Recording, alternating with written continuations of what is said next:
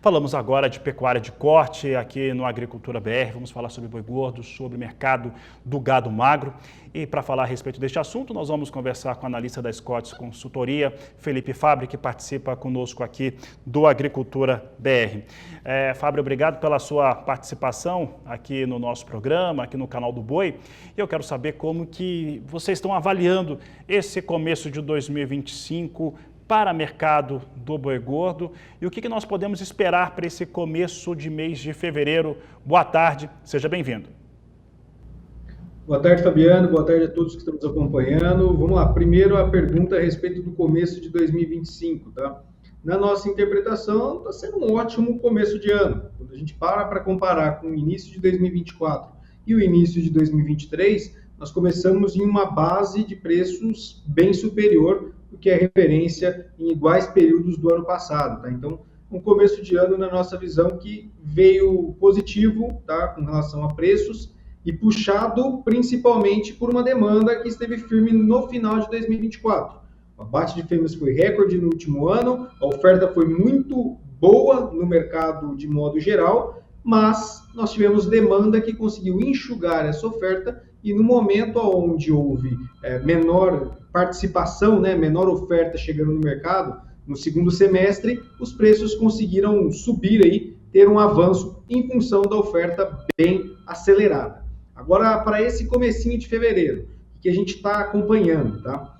O mercado ele não esteve tão ofertado de fêmeas ainda no começo do ano, de fêmeas e de machos, o abate de bovinos, quando a gente analisa o recorte via dados preliminares do CIF, ou seja, o Sistema de Inspeção Federal, houve uma redução no abate total de bovinos em janeiro de 2025, frente a janeiro de 2024, mas com mais fêmeas participando dos abates do que no ano passado. Então é um ponto de atenção que a gente tem que ter. Nós estamos percebendo algumas indústrias tentando pressionar a cotação da arroba do boi gordo em algumas praças em função de uma aceleração da participação de fêmeas, mas por hora, em termos de preço do boi, isso não está conseguindo acontecer, e para as fêmeas a intensidade das quedas tem sido moderada, tá, Fabiano? Então tem sido esse o destaque e o ponto de atenção para fevereiro. Começo de mês já com um pouco mais de fêmeas chegando no mercado, algumas regiões sentindo uma pressão de baixa mais intensa para essas categorias,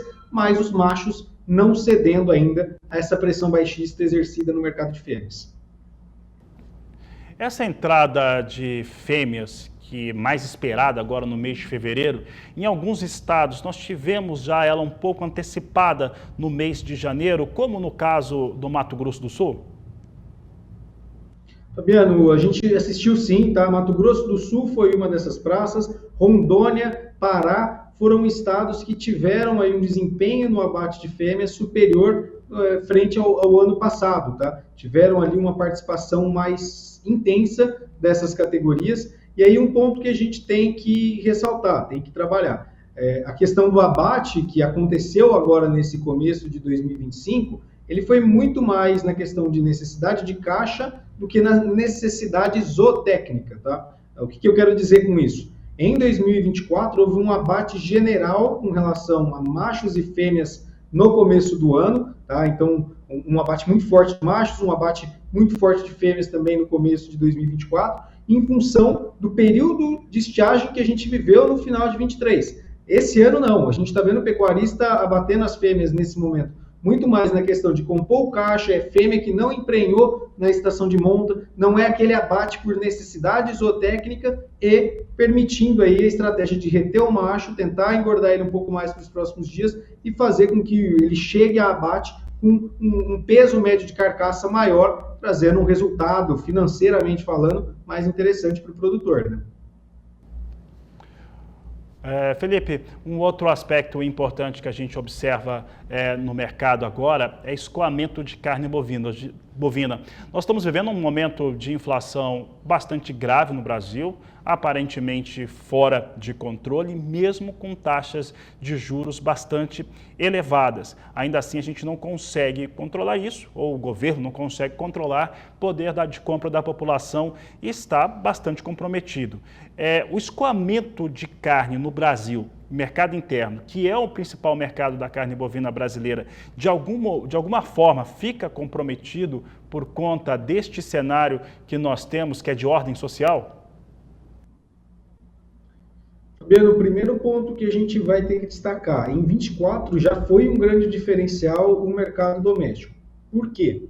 Nós tivemos a questão do desemprego num nível controlado, contido ali em 6,5%, segundo dados do IBGE. A renda per capita aumentou ao maior patamar desde 2021, também segundo dados do IBGE, e o preço da carne bovina até julho do ano passado caiu. Ou seja, o mercado doméstico ele conseguiu no ano passado absorver o consumo, a oferta que chegou. Eu destaquei aqui no começo da minha fala que houve um abate muito intenso e a oferta foi recorde. Nós tivemos recorde de produção de carne bovina no ano passado. Então, o consumo doméstico ele conseguiu absorver essa produção junto com a exportação. A gente tem que destacar esses dois fatores. A exportação foi muito bem, não tem nem o que se contestar a respeito disso, e foi importantíssima para poder manter a questão da cadeia de produção ativa.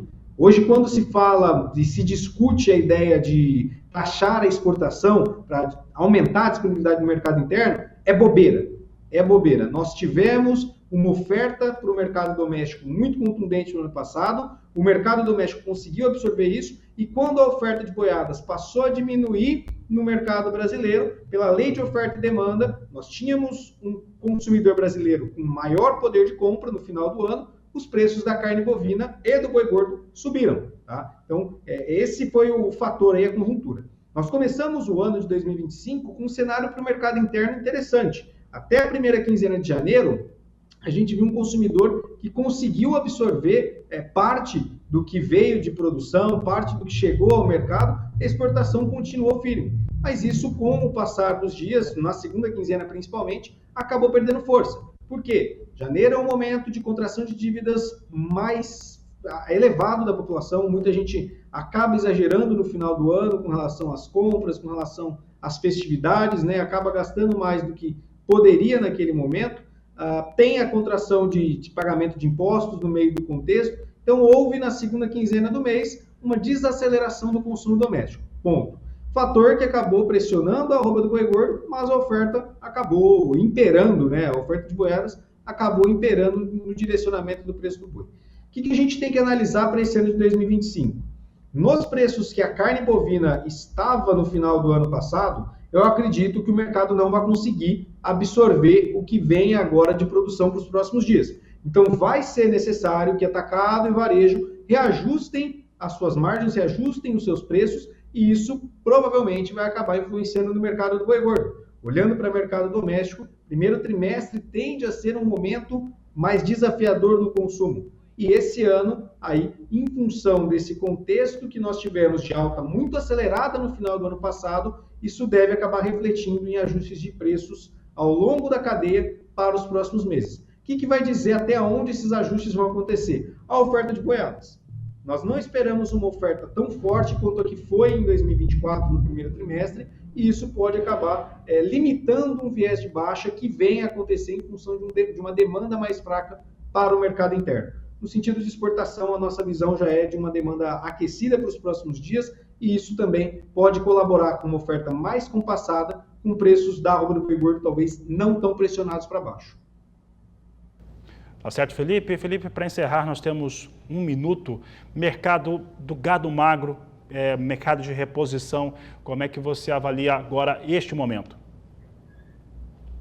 Fabiano, nós tivemos aqui nos últimos 15 dias, só trazendo aqui as praças que nós monitoramos, São Paulo, Minas, Goiás, Mato Grosso do Sul, Mato Grosso, alta aqui em praticamente todas elas, tá? E na última semana, essa primeira semana de fevereiro, no caso, o mercado também firme, tá? A tendência, na nossa visão, é que o mercado se sustente. Essa arroba do boi gordo no patamar que está estimula a recria e engorda. Pensando no confinador para o primeiro giro, a gente deve começar a ter uma maior procura pelas categorias mais jovens a partir de fevereiro e março. Então, na nossa interpretação, é um mercado que tem fatores que devem mantê-lo aí em patamares elevados ainda. Não deve perder a firmeza no curto prazo. Então, essas praças que eu citei hoje têm trabalhado com uma referência para o boi magro ali na baliza de R$ 4.000 até R$ 4.500 em Goiás, e esse deve ser o comportamento de mercado em curto prazo, com esses fatores que eu citei aí, o mercado do boi gordo sustentando a procura e uma oferta agora com a possibilidade de maior cadência por parte do vendedor em função do bom momento das pastagens.